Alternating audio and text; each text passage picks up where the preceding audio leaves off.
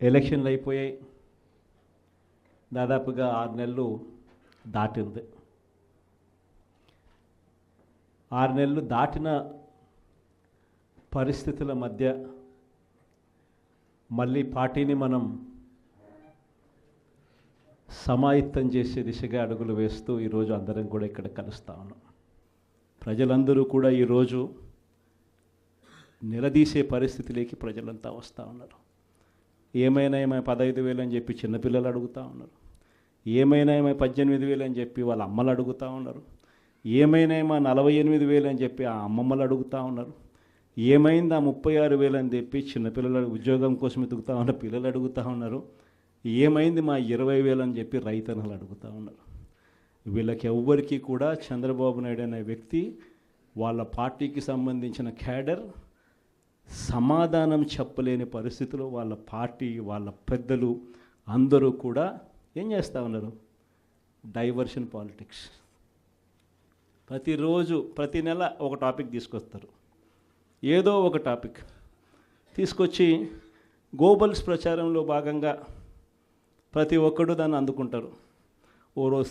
ఓసారి తిరుపతి లడ్డు అంటారు, ఇంకొకసారి జూన్లో ఋషికొండ భవనాలు అన్నారు, జూలైలో శ్వేతపత్రాలు మదనపల్లి ఫైల్స్ అన్నారు, ఆగస్టులో ముంబై నటి నా పేరేం పేరు కాదాంబరి అన్నాడు, సెప్టెంబర్లో ప్రకాశం బ్యారేజీని బోట్లతో ఢీకొట్టి గేట్లను పడగొట్టాలని చెప్పి మనం ప్లాన్ చేసినామని అంటాడు.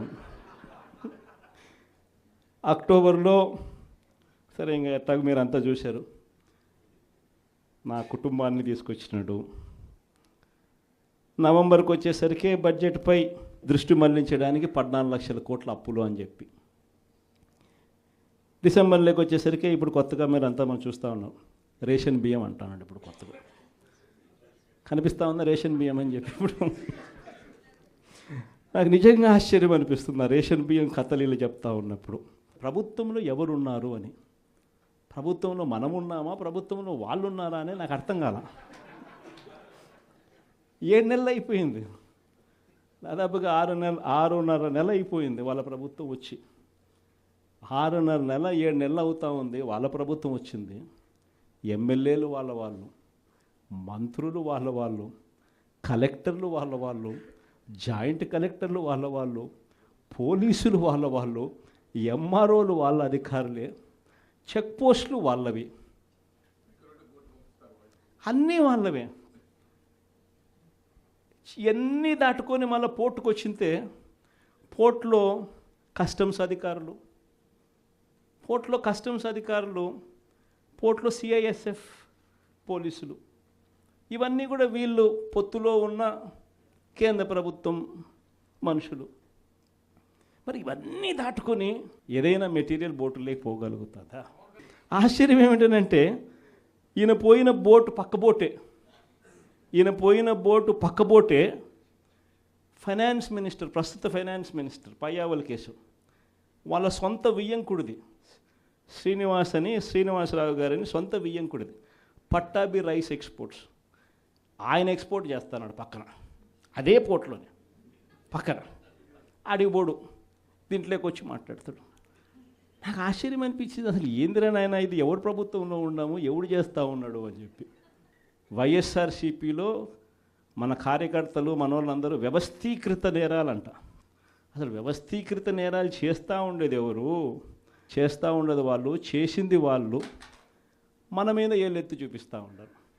నిజంగా ఇవన్నీ చూసినప్పుడే అసలు ఎందుకు జరుగుతూ ఉన్నాయి ఇవన్నీ అని చెప్పి చూస్తే, రైస్ ఎక్స్పోర్ట్స్లో ఆంధ్ర రాష్ట్రం, ధాన్యం ఎక్స్పోర్ట్, బియ్యం ఎక్స్పోర్ట్స్లో ఆంధ్ర రాష్ట్రం నెంబర్ 1గా ఇప్పుడు నుంచి కాదు, దశాబ్దాలుగా మనమే నెంబర్ 1. తెలంగాణ నుంచి బియ్యం మన దగ్గరికే వస్తుంది, ఆంధ్ర నుంచి రైతులు పండించిన బియ్యాన్ని ఇక్కడి నుంచి ఎక్స్పోర్ట్ చేస్తారు. అదే తప్పేం కాదు, ఎప్పటి నుంచో దశాబ్దాలుగా జరుగుతూ ఉంది. ఆంధ్రాలో రైట్ ఎక్స్పోర్ట్స్ నెంబర్ 1. అందులో ఈ పయ్యావుల కేశవ వాళ్ళ వియంకుడు, ఈ పట్టాభి రైట్ ఎక్స్పోర్ట్స్, ఈయన ఆంధ్రాలో నెంబర్ 1. ఇది నిజంగా ఇది కొత్త ఏం కాదు. ఎందుకనంటే ఇది ఎప్పటి నుంచో జరుగుతూ ఉండేది. బియ్యం అనే రైతులు పండిస్తూ ఉన్నారు, రైతులకు గిట్టుబాటు ధర రావాలి, రైతులకు మంచి రేటు రావాలి అని అంటే ఎక్స్ట్రా పండించిందంతా రైతులు ఎక్స్పోర్ట్ చేసుకుంటూ ఉండే సాంప్రదాయం ఎప్పటి నుంచో జరుగుతూ ఉంది, జరుగుతూ ఉంది. అయితే దీన్ని ఎలా ట్విస్ట్ చేస్తూ ఉన్నారు అనేది ఇప్పుడు ఆశ్చర్యం. మన ప్రభుత్వంలో డీలర్ల వ్యవస్థను మనం పక్కన పెట్టి ఇంటి వద్దకే బియ్యం సప్లై కింద మనం MDUs తీసుకొచ్చి, మొబైల్ డిస్పెన్సింగ్ యూనిట్లను తీసుకొచ్చి ఇంటి వద్దకే బియ్యం సప్లై తీసుకుపోయినాం. మొట్టమొదటిసారిగా మనం బియ్యం క్వాలిటీని పెంచినాం. మధ్యస్థు సన్నకార బియ్యం ప్రమోట్ చేసినాం, ఇవ్వడం. స్వర్ణ బియ్యం మీద తీసుకొచ్చి సాటెక్స్ చేసి 800 కోట్ల సంవత్సరానికి అదనపుగా ఖర్చు పెట్టి బియ్యంలో నూకల శాతం తగ్గించి సాటెక్స్ చేసి ప్రజలకు మంచి బియ్యం, తినగలిగిన బియ్యం ఇస్తే వాళ్ళు ఎదురు అమ్ముకునే పరిస్థితి ఉండదు అని చెప్పి దానికి ఫుల్ స్టాప్ పెట్టే కార్యక్రమం చేసింది ఎప్పుడైనా జరిగింది అంటే అది ఒక్క వైఎస్ఆర్సీపీ ప్రభుత్వ హయాంలోనే జరిగింది. ఈరోజు వీళ్ళు ఏం చేస్తూ ఉంటారు? ఈరోజు ఒక పద్ధతి ప్రకారం ఫస్ట్ ఇంటి వద్దకే బియ్యం ఆపేసినారు.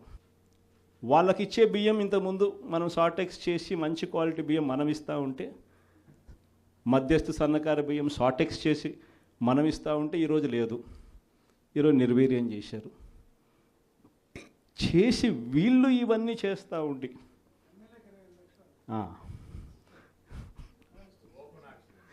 చేసి వీళ్ళు ఇవన్నీ చేస్తూ ఉండి వీళ్ళ తప్పిదాల వల్ల ప్రజలకు నాసిరకం బియ్యం సప్లై కావడం వల్ల, ప్రజలకు సరిగ్గా బియ్యం సప్లై చేయకపోవడం వల్ల ఇది రివర్స్. ప్రజల దగ్గర నుంచి ఈ డీలర్లు కొనుక్కోవడం, ఈ డీలర్ల దగ్గర నుంచి ఎమ్మెల్యేలు తీసుకోవడం, ఎమ్మెల్యేల దగ్గర నుంచి ఎక్స్పోర్ట్స్. ఇది జరుగుతూ ఉండదు. ఇప్పుడు తప్పు వీళ్ళు చేస్తూ ఉండి ఇంకొకరి మీద ఏలెత్తి చూపిస్తారు. మన హయాంలో దళారీ వ్యవస్థను పూర్తిగా తీసేసి ప్రతి రైతుకు కనీస మద్దతు ధర ఖచ్చితంగా వచ్చేట్టుగా ఆర్బీకేలే వాళ్లకు పేమెంట్ స్లిప్స్ ఇచ్చేట్టుగా మన ప్రభుత్వంలో జరిగితే, రైతుకు ఏ మిల్లుకు తాను పోవాలి అనేది పూర్తిగా పక్కన పెట్టేసి పలాని మిల్లుకే మీరు పోవాలి అనేది తీసేసి రైతుకు మిల్లర్కు సంబంధం లేకుండా చేసిన పాలన మంది.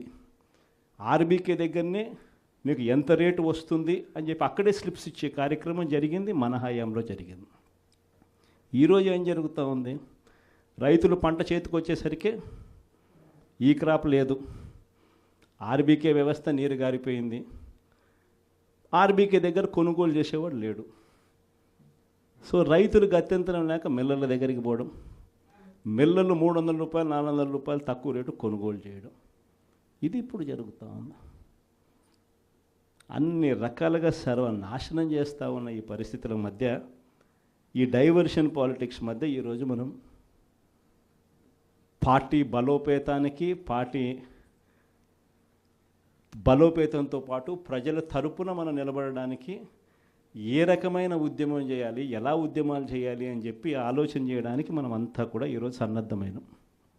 ఎందుకంటే ప్రజల తరపున మళ్ళీ పోరాటం చేయాల్సిన సమయం వచ్చింది.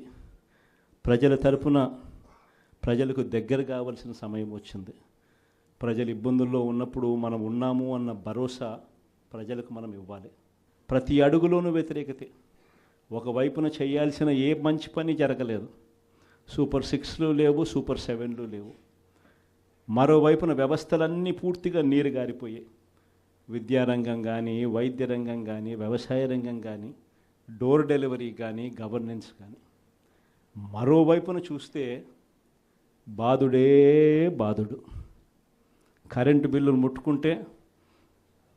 బిల్లులు ఈరోజు ముట్టుకుంటే ఈ నెల స్టార్ట్ అయింది.